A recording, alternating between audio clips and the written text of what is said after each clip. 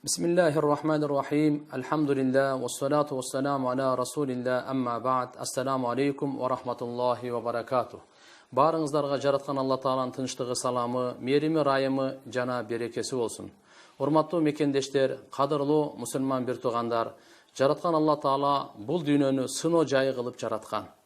Кээде жакшылык менен, кээде жамандык менен, кээде ден соолук менен, кээде оору менен сынайт. Баарыбызга белгилүү болгондой, бүгүн коронавирус оорусу бүткүл дүйнөгө тарап жатат. Бүгүнкү күндө ушул коронавирустун өлкө аймагында кеңири тарап кетпеши үчүн Кыргыз Республикасынын өкмөт башчысы өлкөдө маданий, спорттук жана билим берүү иш-чараларына чектөөлөрдү киргизди. Ошондой эле диний башкармалыкка өлкөдөгү диний мекемелердеги иш-чараларга чектөө киргизүү боюнча сунуштарын берди. Урматтуу мекендештер, жараткан Алла Таала адам баласына сый урмат берген. Анын жанын, мал мүлкүн, ишенимин, аброюн, ден соолугун сактоо динибиздин негизги максаты. Ошондуктан ден соолукка коркунуч жаралган абалда шариятыбыз өзүнүн көрсөтмөлөрүндө жеңилдиктерге уруксат берген. Ислам динибиз оордукка эмес, жеңилдикке негизделген. Алла Таала Кур'ан-ы Кариминде Алла силерге жеңилдикти каалайт, кыйынчылыкты каалабайт. Башка жерде өзүңөрдү өз колуңар менен өлүмгө таштабагыла деп буйрган.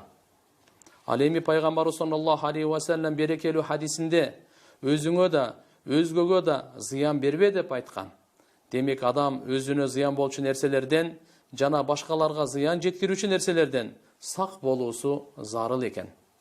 Ушуга байланыштуу дүйнөдөгү мусулман мамлекеттердин диний фатваларын эске алып, коронавирус оорусу адамдар көп чогулган жерлерде таркалуусу кооптуу болгонуна байланыштуу Кыргызстан мусулмандарынын дин башкармасы тиешелүү чечимдерди кабыл алды. Биринчиси, кырдаал турукташканга чейин жума намазы убактылуу токтотулсун. Жума намазынын ордуна пешим намазы үйлөрдө окулсун. Экинчиси, мечиттер жабылбайт, намаз убактыларын билдирүү үчүн азан айтылып турсун. Үчүнчүсү, 5 убакт намаз үйдө окулуусу сунушталат. Төртүнчүсү, даават иштери боюнча убактылуу чектөөлөр киргизилсин. Бешинчиси, жаназа намаздары маркумдун жакын туугандарынын жана аз кишинин катышуусунда үйлөрдө окулуусу сунушталат. Ошондуктан, урматтуу мекендештер, Кыргызстан мусулмандар дин башкармасы мындай кыйын учурларда жараткан Алла Таалага кайрылып, күнөөлөргө кечирим сурап, тооба кылып, дуа кылууга чакырат. Ошондой эле элибиздин коопсуздугун жана ден соолугун сактоо үчүн Кыргыз Республикасынын өкмөтү тарабынан кабыл алынган сактык чараларды аткаруу ар бир мекендешке милдеттүү. Эл башына кыйын күн келип турганда учурдан пайдаланылып, күнүмдүк керектелүүчү азык-түлүк жана башка буюмдарга бааны атайлап көтөрүү бул чоң күнөө жана арам. Биз буга жол бербешибиз керек. Жараткан Алла Таала элибизди, мамлекетибизди жана бүткүл адамзатты ар кандай жамандыктан, ар түрдүү балелерден, бардык оорулардан, өзгөчө коронавирустан сактасын. Амин.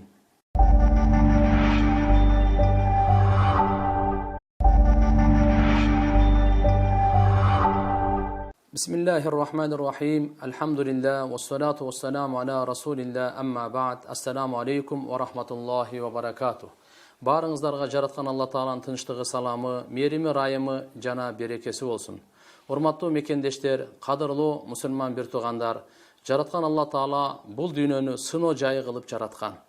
Кээде жакшылык менен, кээде жамандык менен, кээде ден соолук менен, кээде оору менен сынайт. Баарыбызга белгилүү болгондой, бүгүн коронавирус оорусу бүткүл дүйнөгө тарап жатат. Бүгүнкү күндө ушул коронавирустун өлкө аймагында кеңири тарап кетпеши үчүн Кыргыз Республикасынын өкмөт башчысы өлкөдө маданий, спорттук жана билим берүү иш-чараларына чектөөлөрдү киргизди. Ошондой эле диний башкармалыкка өлкөдөгү диний мекемелердеги иш-чараларга чектөө киргизүү боюнча сунуштарын берди. Урматтуу мекендештер, жараткан Алла Таала адам баласына сый урмат берген. Анын жанын, мал мүлкүн, ишенимин, аброюн, ден соолугун сактоо динибиздин негизги максаты. Ошондуктан ден соолукка коркунуч жаралган абалда шариятыбыз өзүнүн көрсөтмөлөрүндө жеңилдиктерге уруксат берген. Ислам динибиз оордукка эмес, жеңилдикке негизделген.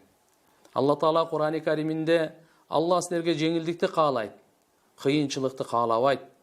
Башка жерде өзүңөрдү өз колуңар менен өлүмгө таштабагыла деп буйрган.